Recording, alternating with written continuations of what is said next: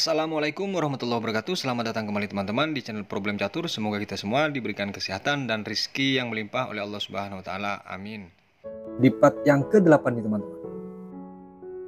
Dari pembukaan catur yang dimainkan oleh Grandmaster dunia di beberapa event turnamen. Kali ini dengan pembukaan Gambit Menteri.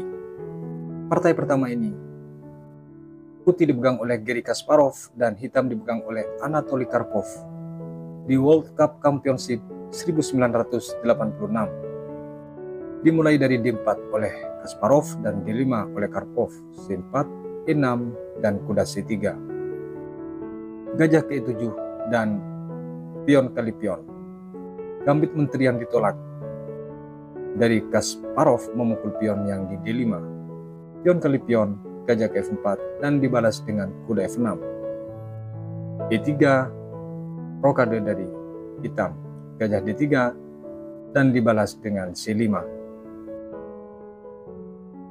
Kuda F3, membiarkan pion itu didorong dan kuda C6. Rokade dari Karpov dan gajah G4. Pion kali pion dan gajah kali pion. A3, gajah kali kuda, menteri kali gajah. D4. Kuda K4 dengan mengancam gajah gelap dari hitam. Jika di sini teman-teman, langkah yang dimainkan oleh hitam memukul kuda karena bersifat mengajak pertukaran, maka akan datang menteri. Tentu di sini ancaman checkmate. E6, gajah C4. Pion kali pion, pion kali pion, dan di sini benteng ke E8. Gajah langsung dibuang. Dan jika di sini dipukul oleh raja, maka cek, boleh dipukul oleh benteng. Namun jika dia lari teman-teman, akan datang cek. D7, benteng cek. D6, maka tetap akan dipukul. Setelah dipukul oleh raja, menteri tentu harus hilang teman-teman. Manapun raja pergi, menteri harus hilang. Jika posisi tadi diambil oleh hitam, kembali ke posisi di saat kuda E4. Langkah partai dari Karpov menjawab gajah ke E7. Dibalas dengan benteng D1. Menteri A5, kuda G3, dan dibalas dengan pion kali pion. Pion kali pion, menteri kali pion yang di A2. Yang memang tidak dijaga sama sekali oleh Garry Kasparov. Kuda F5 dengan mengancam gajah, dibalas dengan menteri ke-6 dan gajah ke H6. Langkah memang diberikan, namun jika dipukul tentu ancamannya checkmate, karena akan datang kuda yang memukul teman-teman. Di sini langkah partai dari Karpov, kuda ke-8. Menteri ke H5 dibalas dengan G6, menteri G4, dan di sini kuda ke E5. Setelah mengancam gajah dan menteri ini, dari Garry Kasparov, menteri G3, gajah ke F6, gajah B5, dan kuda ke G7. Dipukul oleh gajah, dan benteng ke D6. Tentu di sini kuda yang di F5 tidak boleh dipukul, karena jika dipukul dengan pion teman-teman, konsekuensinya menteri harus hilang. Langkah partai di sini, menteri ke B3, dan dibalas dengan kuda memukul gajah di sini. Menteri kali gajah, dibalas dengan kuda F5. Lagi-lagi ancaman cek. Benteng ke D8. Setelah mengajak pertukaran, benteng ke F6. Malah masuk ke tempat yang mungkin tidak terfikirkan oleh hitam. Benteng D2 di sini. Menteri G5. Inilah detik-detik langkah kompleks yang penuh kombinasi teman-teman dari kedua Grandmaster yang sangat super ini teman-teman. Dilanjutkan dengan menteri memukul pion B2. Tentu di sini dengan ancaman pion G2 jika menteri lari dari penjagaan ini. Maka ancamannya adalah checkmate. Raja di sini ke H1. Raja ke H8. Sama-sama mempersiapkan serangan tentunya di sini. Dilanjutkan di posisi ini, dimulainya kombinasi yang cukup kompleks dari kedua pemain adalah kuda ke D4, dijawab oleh Garry Kasparov. Di posisi ini betul-betul pelik teman-teman. Namun langkah partai di sini, karena merasa terancam kuda oleh menteri, maka dipukul oleh benteng. Satu langkah dari ini, dari Anatoly Karpov menyerah. Di mana langkah menyerahnya? Dengan memukul kuda yang di E5. Di posisi ini dari hitam menyerah. Kok bisa menyerah? Di sini secara perwira sama, bahkan dari hitam unggul 2 pion teman-teman. Baik, kita akan kupas satu-satu. Kenapa di posisi ini dari Anatoly Karpov menyerah? Jika di sini benteng D2 dengan maksud mengajak pertukaran menteri, maka akan datang menteri ke E7 dengan mengancam benteng. Sekaligus pionnya lemah yang di F7. Langkah terbaik di sini hanya raja bergeser ke G8. Benteng kali pion yang merupakan langkah paksa. Dan dibalas dengan benteng kali benteng. Menteri cek. Bergeser hanya satu pilihan. Dan checkmate. Kembali ke posisi. Kemungkinan yang lain di posisi ini teman-teman. Bagaimana kalau di posisi ini? Semisal langsung raja bergeser ke G8. Maka tetap akan dipaksa dengan langkah benteng kali pion. Dilanjutkan dengan benteng kali benteng. Dan cek E8. G7 langkah terbaik. Maka di sini akan datang cek oleh benteng. Dan dibalas dengan H6, menteri F8, H5, benteng cek, G5, menteri cek, yang mana tidak bisa ditutup teman-teman. F5 dan checkmate. Hanya di posisi menteri kali pion di sini. Memukul kuda oleh Garry Kasparov, langsung menyerah dari hitam. Kita lanjut ke partai berikutnya. Di partai yang kedua nih teman-teman, putih dipegang oleh Raymond Keane dan hitam dipegang oleh John Nunn, salah satu Grandmaster Superpower di eranya. Di Match Cup 1966 dimulai dari D4, D5, C4, dan C6. Lagi-lagi di sini gambit menteri yang ditolak dengan varian Slav yang dimainkan oleh hitam. Kuda C3, kuda F6, dan kuda F3. E6, E3, kuda ke D7. Dibalas dengan gajah D3. Pion kali pion, gajah kali pion, B5, gajah ke D3, dan gajah ke B7. B4, B4, dibalas dengan kuda ke E2. C5, gajah ke G5. Dengan akan mendorong pion dan sekaligus mengancam kuda. Menteri B6 dan di sini D5. Pion kali pion, E5. Kuda ke G4 dan di sini langsung rokade dari putih. Kuda di sini kali pion, dipukul dan dipukul oleh kuda. Gajah ke F5. Gajah ke D6 dibalas dengan kuda F4. H6. Tentu di sini mengancam gajah secara langsung dan kuda secara tidak langsung dari posisi langkah hitam ini teman-teman. Menteri ke H5. Langkah yang sangat akurat yang dimainkan oleh putih. Dia tidak serta-merta menggeser perwiranya, malah dia memajukan menteri teman-teman. Jika di posisi ini putih, menteri yang lari ke H5 diancam oleh G6, akan datang H4. Pion kali gajah, gajah ke F6. G8 akan datang gajah di sini, memukul kuda, dipukul oleh gajah, benteng G1, yang mana harus hilang juga. Kalaupun di sini F6, maka di sini cek H5. G7, kuda cek. Raja ke D8, maka akan dipukul di sini. Dipukul, benteng di sini, sekaligus ancaman pion. Jika G6 mengajak pertukaran paksa, F3.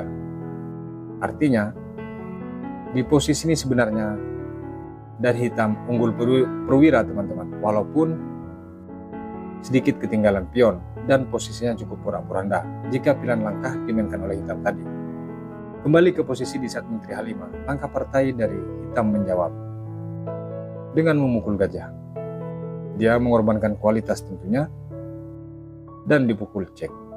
E7, Menteri kali pion. Di sini langsung pion memukul kuda. Benteng G1 dengan mengancam kuda di sini. Menteri C7 dibalas dengan benteng cek. Dipukul oleh gajah, sekaligus mengancam menteri. Benteng G1. Menteri ke D6 dan tetap dipukul cek. Dibalas dengan raja ke D8 dan menteri ke G8. Raja ke C7 teman-teman, karena tidak ada pilihan lagi. Menteri cek lagi, di posisi ini dari hitam menyerah. Kok bisa menyerah? Mungkin jika ada yang bertanya seperti itu teman-teman, kemungkinannya di sini emat atau kehilangan menteri. Kalau dia lari ke B8 dari raja hitam, akan datang cek E8. Satu-satunya hanya boleh ditutup dengan gajah dan langsung checkmate. Kenapa dia menyerah di posisi ini? Kalau dia lari raja ke B6, dia harus kehilangan menteri. C6 ditutup misalnya, tetap akan dipukul. Dipukul, menteri ke F6. Mustahil untuk dilanjutkan. Benteng melawan menteri, sementara gajah sama-sama terang. Makanya di posisi ini, dari hitam, langsung menyerah teman-teman. Kita lanjut ke partai berikutnya. Partai yang terakhir teman-teman adalah pertarungan antara Grandmaster Superpower. Putih dipegang oleh Boris Spassky dan hitam Bobby Fischer, yang mana ini kategori partai balas dendam karena kekalahan Boris Spassky saat di partai puncak final World Cup 1972 dikalahkan oleh Bobby Fischer. Akhirnya dia menantang ulang Bobby Fischer pada tahun 92, dimulai dari D4 oleh Boris Spassky, D5, C4, pion kali pion. Diterima gambit menteri ini oleh Bobby Fischer teman-teman. Kuda F3, kuda F6 dan E3. E6, gajah di sini langsung mukul pion. C5, rokade dari Boris dan A6. Pion kali pion, menteri di sini langsung bertukar teman-teman. Gajah kali pion dibalas dengan B3. Kuda di sini D7, gajah B2, B6 dan kuda C3. Gajah B7 dibalas dengan benteng C1. Gajah K7, kuda D4, benteng C8. F3, B5, gajah K2, gajah C5 dan raja F1. Sedikit demi sedikit dari putih, rajanya tidak mau tersudut atau terpaku teman-teman. Dia bergerak untuk mendekati para perwiranya. Raja K7. Ternyata dari Bobby Fischer juga tidak mau kalah tempo teman-teman. D4 dibalas, G5 dan kuda B1. G4, gajah K3, B4, benteng di sini dikorbankan atau menukar kualitas. Dipukul oleh kuda dan gajah langsung memukul pion. Langkah yang sangat taktikal dari Boris Spassky saat ini teman-teman. Benteng D8, kuda di sini ke A3 dibalas dengan pion kali pion, pion kali pion, kuda ke D7. Kuda C4 dibalas dengan gajah ke A8. Raja ke F2. Benteng G8, H4, benteng C7. Kuda C2. Dilanjutkan dengan benteng B8. Dari Bobby Fischer tidak bisa tembus juga teman-teman untuk menuju serangan. Akhirnya dia putar-putar di baris 8. Gajah ke A3, H5. Benteng G1, Raja F6. G3 Raja, A5, benteng G5. A4, B4. Kuda ke B7. Semakin menumpuk perwira dari hitam teman-teman. Dibalas dengan B5 dan kuda C5 lagi. Kuda D4, E5, dan di sini kuda langsung kali pion. Jelas di sini kalah secara peraduan, namun tetap dipaksa oleh Boris Spassky dengan tujuan sangat kompleks kombinasinya teman. Diterima dan dipukul oleh benteng. Dicek oleh benteng terlebih dahulu. Setelah lari karena tidak ada pilihan, baru dipukul teman. Luar biasa tekniknya dari Boris Spassky. Kuda di sini memukul pion, maka di sini langsung diancam. Dilanjutkan dengan benteng C3.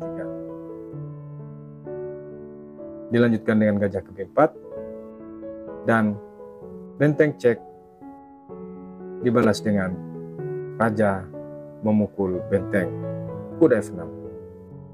Kali ini dari hitam teman-teman, atau Bobby Fischer cukup kalang kabut.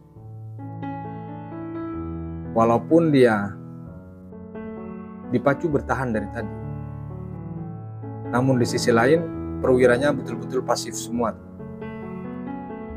Gajah di sini mengancam benteng C8, benteng G5 cek, raja ke H7.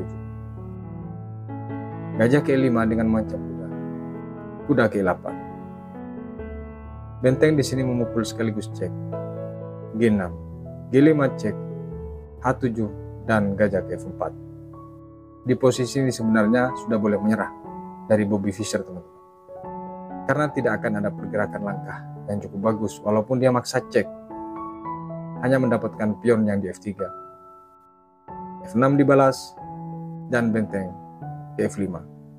G6, B6. Dilanjutkan dengan benteng ke D8 dan benteng ke A5. Mengancam, tentu balik mengancam. Gajah di sini kali pion dan H5 cek. Di posisi ini dari Bobby Fischer langsung menyerah teman. Kenapa dia menyerah di posisi ini? Baik, langkah terbaik di sini hanya mundur di baris ke-7. Jika di sini memukul pion gajah, maka akan datang B7. Harus kehilangan benteng tentu. F3 lagi, promosi teman-teman, yang harus ditukar dengan benteng. Kembali ke posisi. Kenapa di saat cek H5, kalau di sini raja ke F7 atau ke G7 teman-teman, terbaik adalah F7, maka akan datang cek, yang mana dipaksa untuk turun lagi ke G8. G3 dengan mengancam gajah. H1, kuda F5, persiapan untuk cek. D1 dan dibalas kuda ke E7 nanti. Tentu tujuannya kuda ini untuk menutup penjagaan gajah. Kalau ini F7, maka G6, E6, A6. Tidak bisa dikejar promosi daripada pion ini. Sementara di sisi lain, pion yang di B6 siap promosi juga. Makanya di posisi H5 ini Bobby Fischer menyerah. Namun di partai selanjutnya Bobby Fischer unggul terus. Dari 12 kali pertandingan Dwi Tarung tersebut, 24 pertandingan teman-teman, Dwi Tarung tersebut Fischer menang mutlak 12 kali dan remis 4 kali. Akhirnya Boris Spassky tetap kalah di event Dwi Tarung 1992. Semoga bermanfaat untuk insan catur Indonesia. Wassalamualaikum warahmatullahi wabarakatuh.